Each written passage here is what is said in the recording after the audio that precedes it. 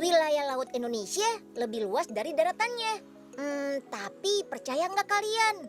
Kalau kita masih mengimpor ikan dari luar negeri. Belum lagi daging sapi nih. Banyak orang bilang rasa dan kualitas daging impor lebih baik dari daging lokal Indonesia. Padahal kalau mau ngomongin kualitas nih, Indonesia tuh nggak kalah loh sama negara lain. Dengan cara inovatif dan menggunakan teknologi sederhana, kualitas ikan dan daging di Indonesia bisa seenak dan sebaik luar negeri. Mau tahu gimana caranya? Semuanya Unyil bahas tuntas di episode siang ini.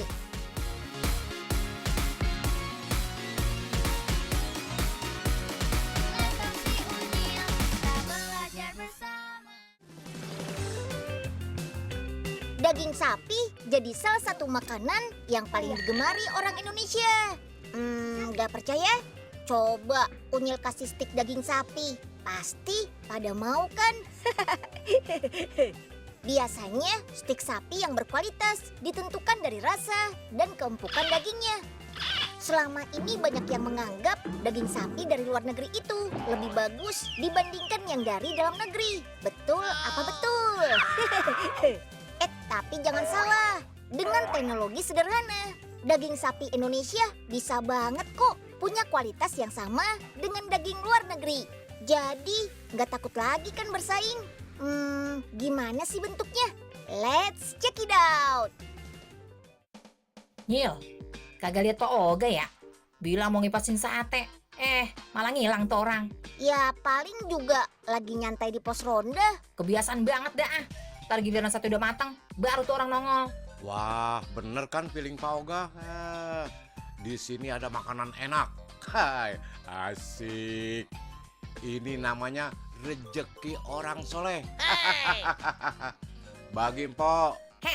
Main ambil-ambil aja. Tuh daging belum matang tahu. Aduh, ini daging apa karet sih? Keras bener. Lagian Pak Oga nggak sabar sih. Tadi kan udah dibilangin sama Po Ipe, dagingnya itu masih belum matang, Pak. Kirain udah bisa disantap. Udah gigi tinggal segini, pakai gigit ginian lagi. Sakit kan? Tapi ngomong-ngomong ada loh, Po. Daging yang empuk banget walaupun sebelum dimasak. Daging apaan, Nyil? Kok mau buktiin dah? Wah, daging ini banyak banget, Nyil. Bisa buat semur ini mah. Po Ipe nih, bawaannya mau masak aja. Unyil mau ngasih tahu Po Ipe nih, daging empuk. Ya elah, Nyil. Sama bae Ini daging apa bedanya sih? Iya, dagingnya sih memang sama, Po. Tapi teknologi pengolahannya yang beda. Daging sapi lokal asli Indonesia ini bisa empuk dengan proses aging system, Po. Aging? Lah, kayaknya aku pernah denger itu dibedak-bedak buat awet muda ya, Nyil? Itu sih anti-aging kali, Po. Ya beda dong. Kalau teknologi yang ini tuh khusus untuk mengempukkan daging. Bahasa sederhananya sih bikin daging layu sampai empuk, Po. Iya, ngomong-ngomong, daging sapinya banyak banget ini, Nyil, di sini. Dari mana ya? Oh, daging yang dipakai berasal dari sapi lokal, Po. Asli Pasundan, Tanah Sunda, Jawa Barat. Daging yang baru dipotong dibersihkan dulu dengan cairan antibakteri. Tunggu dah. Emang ini cara ngempukinnya dapat dari mana, Nyil? Kok mau baru tahu sih? Teknologi ini sebenarnya sudah lama dilakukan di Indonesia dibanding negara lain. Caranya sama kayak mengeram buah mentah sampai matang gitu, Po. Jadi dagingnya tinggal taruh dalam beras apa peti begitu, Nyil? Lah, bisa busuk dong. Bukan kayak gitu, Po. Ya udah, nanti deh Unyil jelasin lagi ya. Sekarang bungkus daging dulu nih pakai plastik, Po. Jangan lupa segel tutup rapi supaya aman dari bakteri dan kuman yang masuk. Ayo kita mulai ini ya. Katanya kayak ngeremin buah. Kok malah masuk lemari pendingin begini sih Begini, Po. Caranya memang mirip mengerami buah. Maksudnya tuh daging diempukkan dengan cara disimpan dan atur temperatur suhu, kelembapan, dan sirkulasi keluar masuknya udara, Po. Satu lagi, atur juga waktu penyimpanan sesuai dengan tingkat keempukan daging yang diinginkan. Oh iya, saat proses aging berlangsung di hari kedua, daging akan mengeluarkan cairan.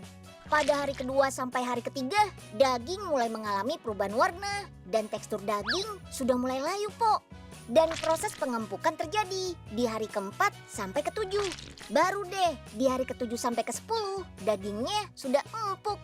Lama amat ya, mau makan daging empuk doang. Mending beli terus direbus aja dah. Iya, Po, awalnya aja yang lama. Tapi kalau sudah jadi kan lebih hemat proses pemasakannya. Misalnya bikin rendang, yang tadinya harus dimasak sampai berjam-jam, pakai daging ini cuma 1 jam, bumbunya sudah meresap, Po. Lah terus itu kualitas dagingnya kagak turun apa Nyil? Disimpan lama begitu? Tenang aja, Po, daging tetap terasa fresh alias segar. Teksturnya utuh dan empuk, sampai bisa dipotong dengan pisau plastik loh, Po. Bisa menghemat waktu dan biaya pemasakan juga kan? Wah iya ya, empok demen banget ini mah. Nah, sekarang kita lihat perbedaannya. Daging yang sudah di-aging dan yang belum. Ini susah banget. Tuh, lihat tuh, aku mau bisa tuh. Sekarang kita masak dagingnya yuk, Po. Kita pakai bagian tenderloin ya. Bagian apaan itu Nyil? Tenderloin, Po. Biasanya ada di bagian tengah rusuk dekat otot besar sapi, Po. Bagian ini lebih lembut dan kandungan lemaknya rendah. Nah, karena sudah empuk, masak dagingnya nggak perlu lama-lama. Untuk ketebalan daging 2 cm cukup dipanggang selama 1 menit. Lah cepet juga ya Nyil. Kalau kayak gini sih, empok bisa jualan stik daging ini mah. Bumbunya apaan aja Nyil? Empok mau catat ah. Cuma dikasih kecap Inggris aja kok, Pepe. Dagingnya kan masih segar. Jadi rasanya juga sudah enak. Nanti makannya bisa pakai saus atau mayones. Ya tergantung selera sih, Po. Sip Nyil, mantap betul dah. Sekarang kita sudah bisa bangga nih sama daging lokal Indonesia. Karena dari rasa, keempukan dan gizi nggak kalah dengan daging yang dari luar negeri. 1, 2, 1, 2. Nyil, katanya mau ambil daging empuknya. Kok malah mijet-mijet? Unyil bukan lagi mijet kali, Poipe. Jadi ini apaan dalamnya Nyil? Ya salam, gede banget dagingnya Nyil. Lah ini mah buat orang sekampung ya.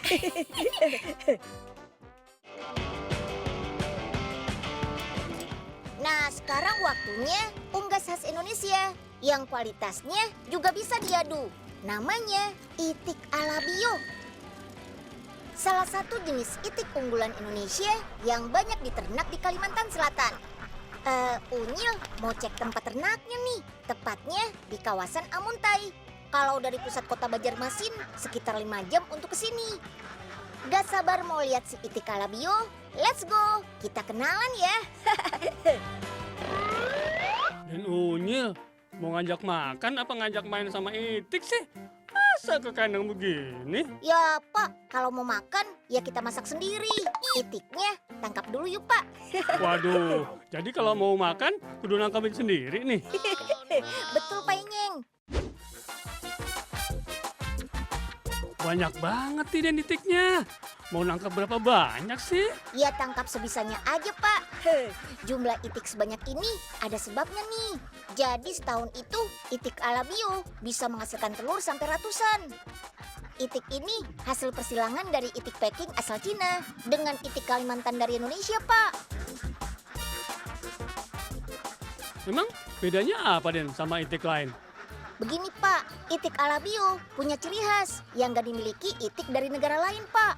Postur tubuhnya ramping dan warna bulunya khas. Selain itu, daging itik ala bio juga gurih Pak. Beda sama itik lain. Dan yang gak kalah keren nih, 1 ekor bisa bertelur sampai 250 butir per 2 tahun Pak. Keren banget kan? Dan kalau sudah begini, itik kita bisa bersaing nih Pak sama kualitas luar negeri. Oh ya, sekarang ikutan teman-teman Unyil yuk Pak. Kemana Den? Udah, ikut aja deh Pak. Ayo. Lah, tadi suruh main sama Itik. Sekarang ke rawa. Kita mau ngapain lagi nih Den? Kita mau cari keong Pak. Jadi itik itu termasuk hewan yang doyan makan. Nah, biar badannya sehat, dagingnya juga enak, kandungan gizi dan proteinnya banyak.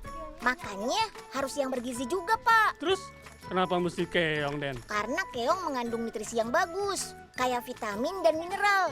Untuk makanan itik kalabio, keongnya dicampur dengan dedak, sagu, dan ikan asin. Dijamin deh, si itik doyan makan dan pertumbuhannya cepat dan sehat. Oh iya, bebek sama itik banyak yang menganggapnya sama. Padahal beda loh. Bebek merupakan unggas pedaging, jadi diternak untuk diambil dagingnya. Sementara itik adalah unggas petelur, jadi diternak untuk diambil telurnya. Tubuh bebek juga lebih gemuk kalau dibandingkan dengan itik, beda kan? Den, waktunya makan nih. Enyeng lemes, lapar. Ya udah, Kemon Pak, kita masak itik kalabionya. Di sini itik kalabio biasa dibuat dendeng loh Pak. Tulang itiknya cabutin dulu nih, biar mengolahnya gampang. Semua bumbu diulek, biar aromanya keluar dan tekstur bumbunya masih agak kasar Pak. Nah, olah deh. Dendeng dijemur selama kurang lebih seharian, sampai bentuk dendeng keras dan kering. Ya, jadi nggak bisa langsung dimakan dong, Den. Perut Enyeng udah nyanyi nih. Tenang aja Pak, itu ada yang sudah seharian tuh. Kita olah dendeng itik kalabio mozzarella yuk. Bahannya ada dendeng itik kalabio, tepung terigu siap masak, telur kocok, dan keju mozzarella pastinya. Dulunya dendeng hanya terbuat dari satu jenis daging saja, yaitu daging sapi.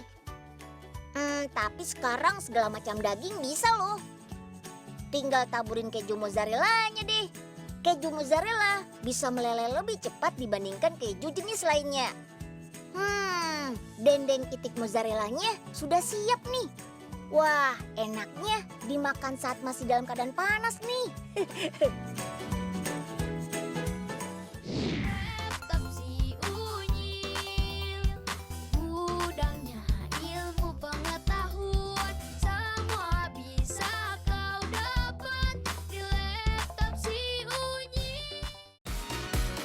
Laptop si Unyil, kita belajar bersama. Ayo, baris yang rapi ya. Siapa yang sudah pernah makan olahan udang ini? Namanya shrimp cutlet atau udang pincang berbalut. Dilihat-lihat seperti nugget ya. Tapi yang ini potongannya lebih tebal. Udang pincang berbalut ini buatan salah satu pabrik pengolahan udang terbesar di dunia. Lokasinya di Kabupaten Tulang Bawang, Provinsi Lampung. Bahan baku udang berasal dari tambak. Lokasinya tidak jauh dari pabrik pengolahan. Jadi setelah panen udang langsung bisa diolah deh. Dijamin kesegaran udangnya. Oh iya, jenis udangnya adalah faname. Udang faname ini harus kita potong kepala, ekor, dan kupas kulitnya. Baru bisa kita olah.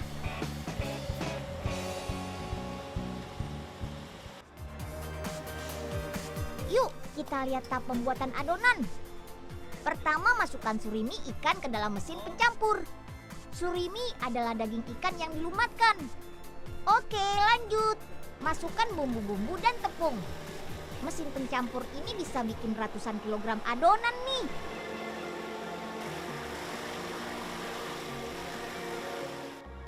Baru deh, masukkan udangnya. Setiap bulan pabrik ini mengolah 90 sampai 100 ton udang faname menjadi berbagai produk olahan udang loh. Wah, banyak sekali ya. Adonan sudah tercampur rata dan kalis nih. Itu berarti adonan sudah jadi.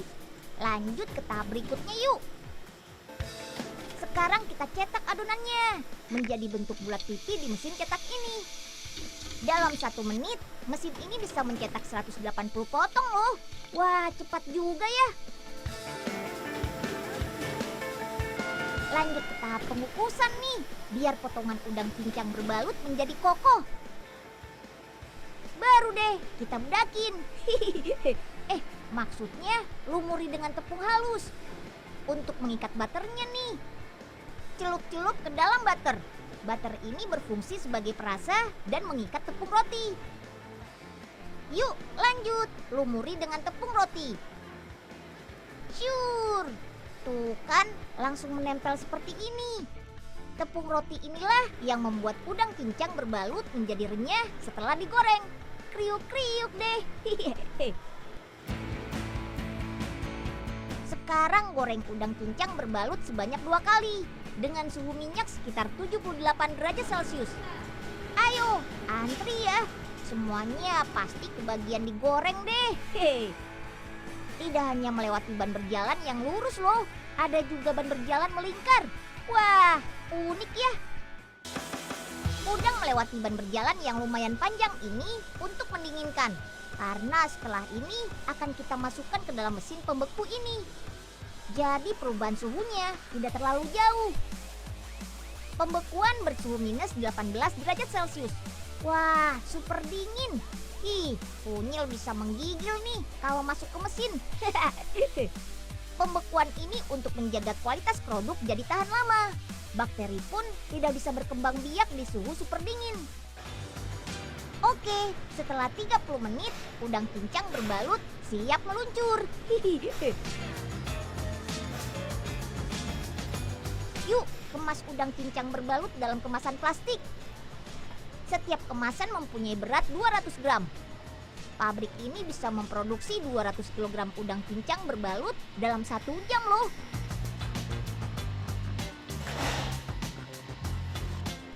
Jangan lupa untuk melewati alat deteksi logam ini, biar produknya bebas dari logam.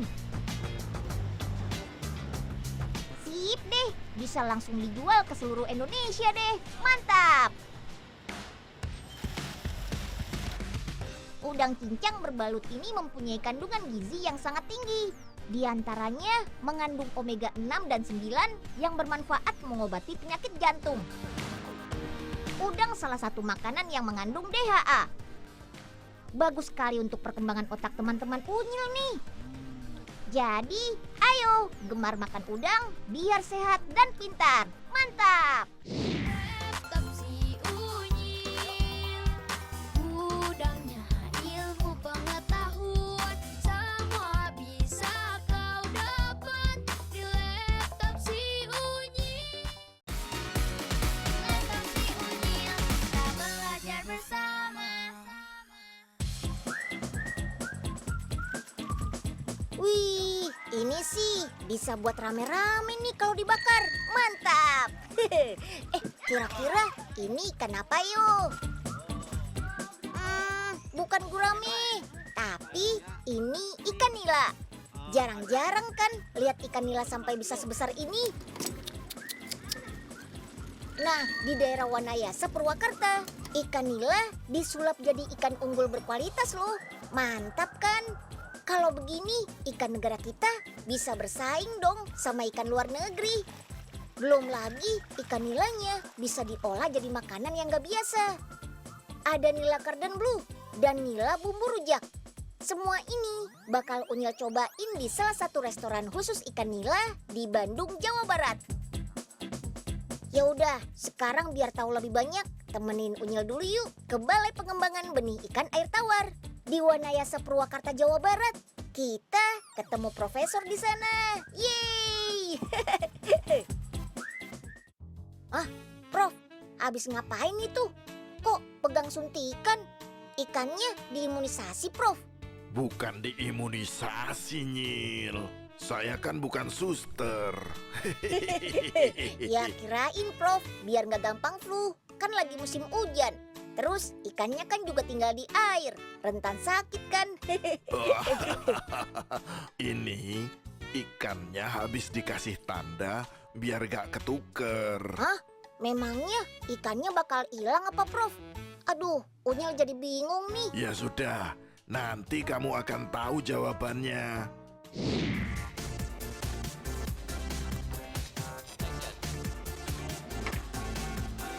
Loh, kok ikannya cuma segini sih, Prof? Bukannya di kolamnya ada puluhan ya? Ini cuma sebagian kecil ikan indukan, Nyil. Ikan-ikan ini juga hasil dari persilangan antara ikan nila Indonesia dengan ikan nila unggulan di luar negeri. Wah, kenapa sih, Prof? Harus banget ikan nila yang dibuat benih unggulannya? Kan ikan nila memang sudah gampang budidayanya, berkembang cepat. Terus dagingnya juga banyak lagi. Jadi Nyil, karena perkembangan ikan nila yang cepat itulah ikan nila jadi cepat kena penyakit dan kemampuan adaptasinya terganggu.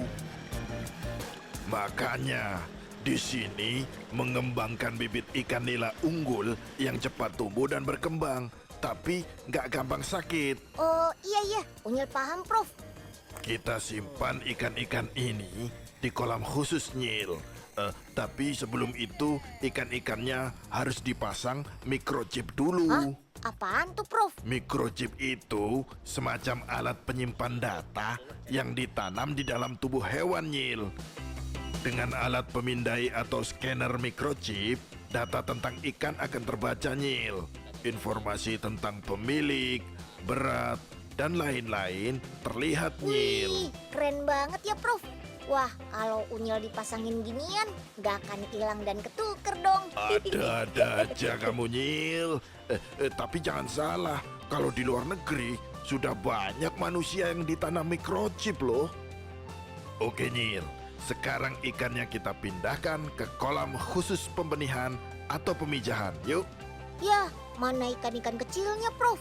Tuh dia Nyil, namanya larva Nyil. Setiap hari selalu ada panen. Sekali panen bisa sampai 150.000 ekor loh. Ikan-ikan ini yang jadi calon benih unggul. Nah, sampai di sini sih Unyil tahu nih. Ditaruh di kolam pembesaran larva kan? Betul banget. Nama prosesnya pendederan.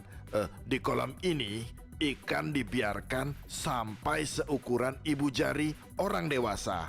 Ya, kira-kira 8 sampai 12 cm panjangnya.